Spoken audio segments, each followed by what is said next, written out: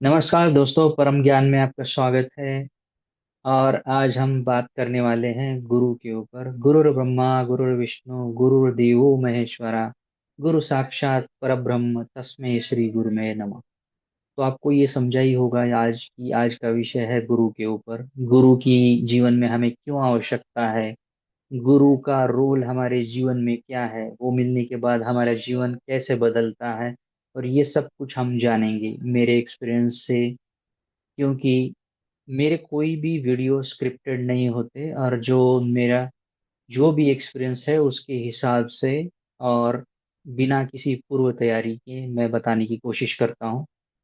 तो कहीं अगर थोड़ा बहुत कुछ इधर उधर लगता है तो मुझे बताने की कृपा करें, और उसके अकॉर्डिंग मैं उसमें इम्प्रूवमेंट करने की कोशिश करूँगा।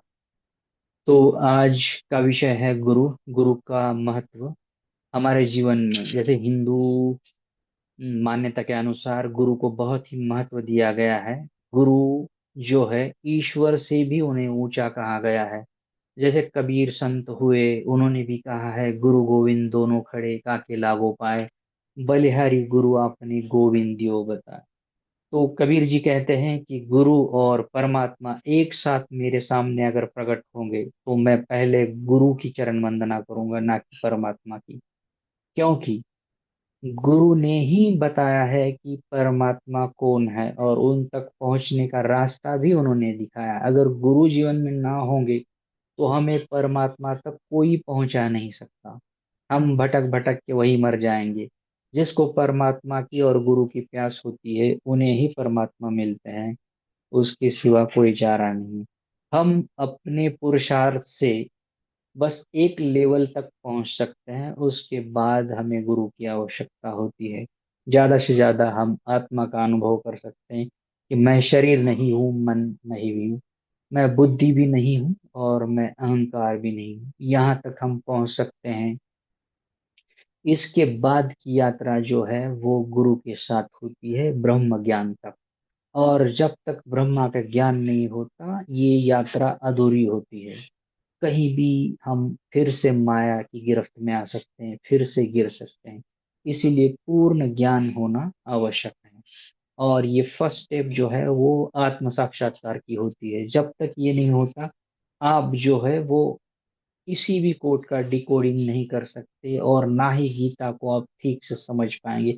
कोई भी स्क्रिप्चर उठा उसका अर्थ आप नहीं समझ सकते। जो समझोगे ऊपर ऊपर वाला अर्थ होगा, वो डीपली आप कुछ भी नहीं समझ सकते। जब आपको आत्म साक्षात्कार होगा तभी सही मायने में उसका आप डिकोडिंग कर सकते हो।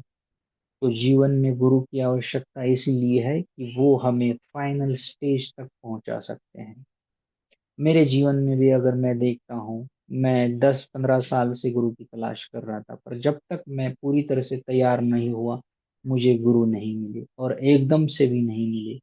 पहले कुछ जो भूतकाल में गुरु हुए हैं, जो आत्म साक्षात्कारी ब्रह्म साक्षात्कार तक जो पहुंचे हुए, वो पहले सपने में आके मुझे कुछ ज्ञान देने देते थे और मेरी अंडरस्टैंडिंग बढ़ाते थे। मुझे भक्ति मार्ग से ध्यान मार्ग, फिर ध्यान मार्ग से ज्ञान मार्ग तक लेके आए। पहले मुझे ज्ञान मार्ग बिल्कुल भी अच्छा नहीं लगता था और कुछ समझता भी नहीं। मैंने थोड़े दिन कुछ कृष्ण मूर्ति को सुना था, ओशो को भी सुना था, फिर रमन महर्षि, फिर निसर्गदत्त महाराज, मोजी, पापा जी, इन सब को सुना था। थोड़े थोड़े दिन सुनकर वो मुझे मार्ग ही अच्छा नहीं लगा, क्योंकि वो समझता नहीं था ज्ञान मार्ग। और एक दिन पापा जी जैसे सपने में आए और उन्होंने कुछ बीज जो है ज्ञान का डाल दिया। उसके बाद से मुझे सारे मार्ग छोड़कर मैं इसी मार्ग में आ गया, ज्ञान मार्ग। और फिर उनकी मैं जो टीचिंग्स है, पॉइंटिंग्स है, उसको सुनता था, और एक एक दिन ऐसे अंडरस्टैंडिंग बढ़ती थी, कुछ ये होता था।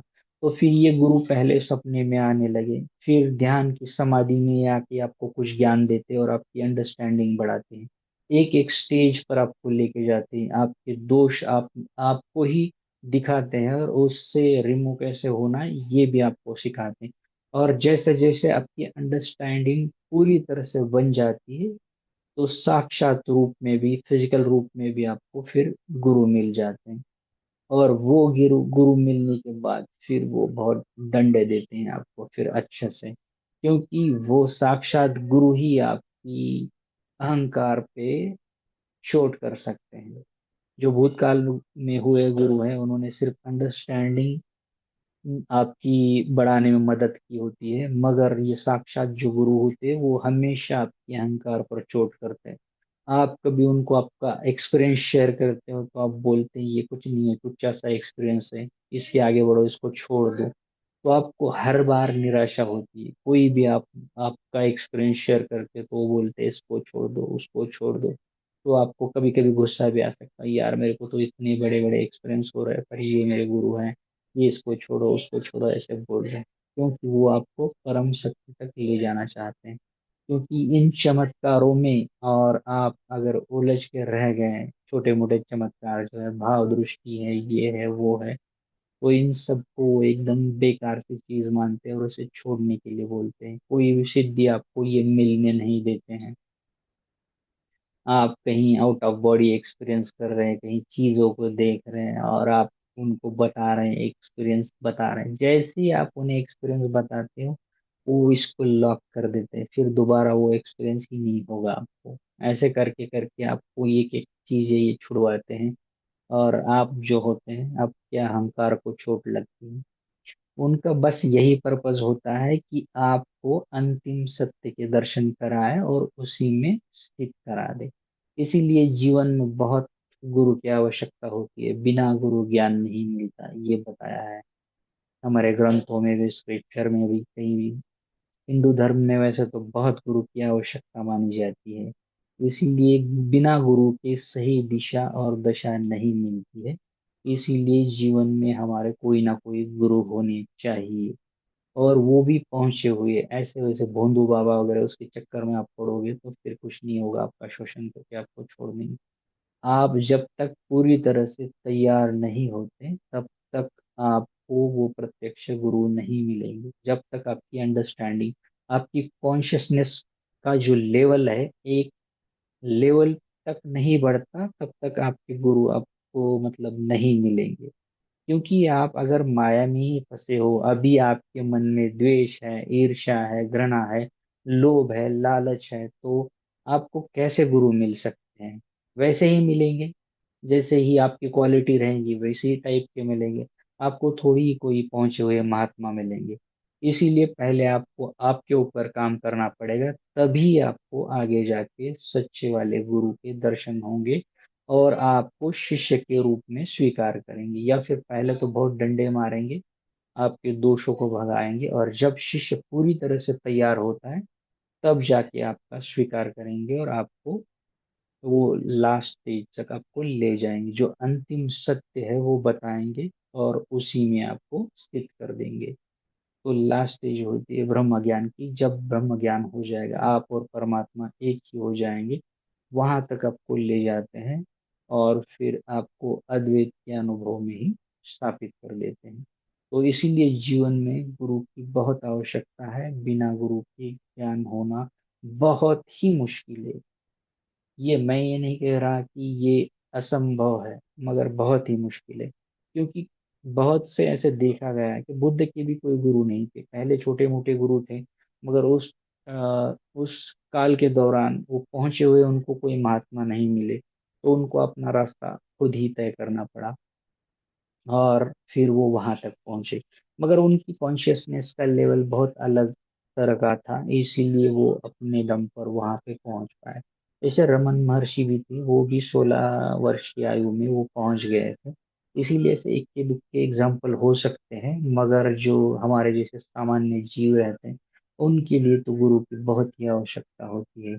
इसीलिए संकल्प करें, अगर आप स्पिरिचुअलिटी में हैं और आप ध्यान वगैरह करते हैं तो संकल्प करें और परमात्मा से मांगे कि मुझे जीवन में गुरु की आवश्यकता है। और आपके दोष को आप रिमूव करना चाहते, आप उसे हटाना चाहते, और आप मानते हैं ये कि मेरे में ये दोष है और इसको हटाना है। जब आप उसे एक्सेप्ट करते हैं तो आप हटा ही दोगे, और वैसे जीवन में आपका गुरु की एंट्री भी हो जाएगी और आपको उस सत्य तक वो पहुंचा देंगे। इसलिए जीवन में बहुत गुरु की आवश्यकता है। और ये सब गुरु की महत्ता जो है वो आपको कहीं भी सुनने को मिलती होगी, स्क्रिप्चर में वगैरह वो है हमारे धार्मिक ग्रंथों में, इसीलिए गुरु का महत्व बताया गया है। तो दोस्तों, गुरु के बारे में बस यही तक था। तो आपको और भी कोई गुरु के बारे में जानकारी चाहिए तो आप कमेंट में डाल दीजिए, मैं उसका आंसर करने की कोशिश करूंगा। तो थैंक यू दोस्तों, यहाँ तक सुनने के लिए। God bless you.